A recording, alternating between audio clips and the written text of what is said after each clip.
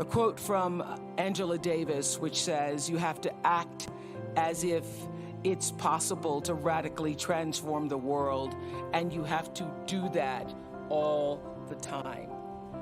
I'm here to tell you that you actually do get to transform the world every day by your actions. Small steps lead to big accomplishments. And I'm here to tell you that your life isn't some big break like everybody thinks it is. They're waiting on the big break. It's actually about taking one significant life-transforming step at a time. So you can pick a problem, literally any problem. The list is long because there's gun violence and economic inequality, and there's media bias, and the homeless need opportunity, and the addicted need treatment, and the dreamers need protection. The prison system needs to be reformed. The social safety net needs saving. Misogyny needs to stop. And the truth is, you cannot fix everything. But what you can do here and now is make a decision, because life is about decisions. And the decision is that you will use your life in service, you will be in service to life, and you will speak up, you will show up, you will stand up, you will sit in, you will volunteer, you will vote, you will shout out, you will help, you will lend a hand, you will offer your talent and your kindness however you can, and you will radically transform whatever moment you're in, which leads to bigger moments. Because the truth is, success is, it's a process. You can, but it's because I had appreciation for the small steps, the seeds that were planted, the map and flow of my life that unfolded because I was paying attention. You have to pay attention to your life because it is speaking to you all the time. And the bumps in the road and the failures that pointed me in a new direction and led me to a path made clear. That is what I'm wishing for you today, your own path made clear. And I know that there is a lot of anxiety, a lot about what the future holds and how much money you're going to make. But your anxiety does not contribute one iota to your progress, I'm here to tell you. It does the opposite. And I'm here to tell you that you're going to be more than okay. So take a deep breath with me right now and repeat this. Everything is always working out for me. I want to hear it. Everything is always working out for me. That's my mantra. Make it yours.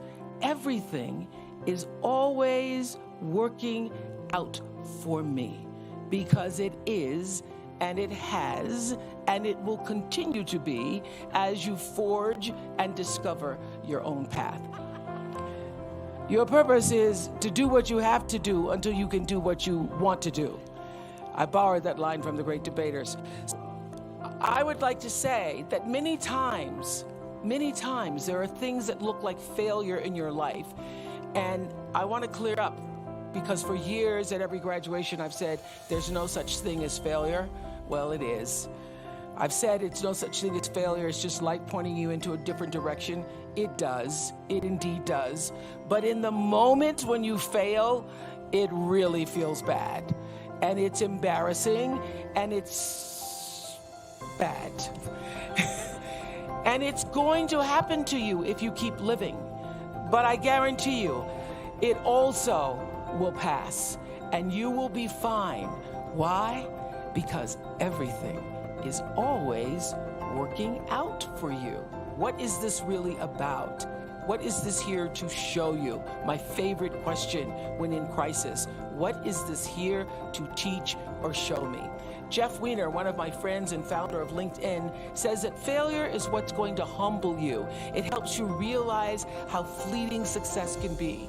At least traditional measures of success, because you realize that to some extent how it is just beyond your control, and you invest less in it in terms of the way you define yourself.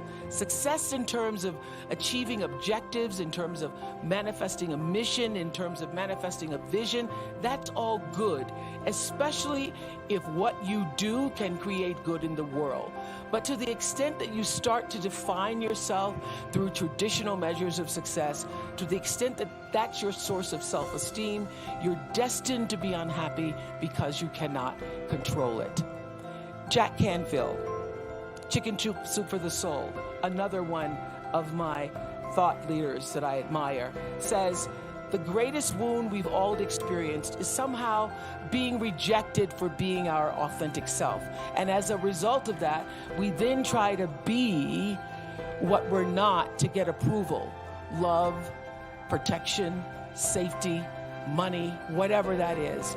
And the real need for all of us really is to reconnect with the essence of who we really are, re-own all the disowned parts of ourselves, whether it's our emotions, our spirituality, whatever. We all go around hiding parts of ourselves. He says he was with a Buddhist teacher a number of years ago, and that teacher said, here's the secret. If you were to meditate for 20 years, this is where you'd finally get to. Just be yourself, but be all of you. And that purpose, I'm here to tell you, gets revealed to you daily. It is not just one thing. It is the thread that is connecting the dots of everything that you do. Your legacy is every life that you touch. And that I repeat everywhere because it's true. It's not one thing, it's everything. And the most important thing is how you touch other people's lives. Every day you're carving out the path, even when it looks like you're not. All your actions are creating equal and opposite reactions, which is the third law of motion in physics. What you put out is coming back. How you think and what you do is already being done unto you. That is my religion. I live by that. I know not what the future holds, but I know who holds the future. And I want to tell you, I've been guided by the light of God's grace my entire life. People ask, what's the secret to my success? It's because I lean into His grace. Because life is always talking to us. And this is what I do know. When you tap into what it's trying to tell you, when you can get yourself quiet enough to listen, I mean, really listen, you can begin to distill the still small voice, which is always representing the truth of you from the noise of the world. And you can start to recognize when it comes your way. You can learn to make distinctions, to connect, to dig a little deeper. You'll be able to find your own voice within the still small voice. You'll begin to know your own heart and figure out what matters most when you can listen to the still small voice.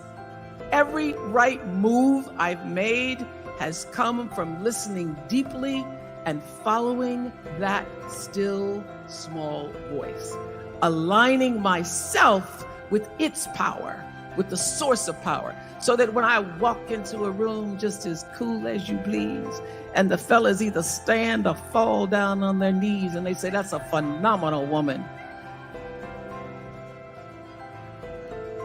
And when I walk into that room, I come as one, but I stand as 10,000. Because everybody that's ever come before me walks into that room with me.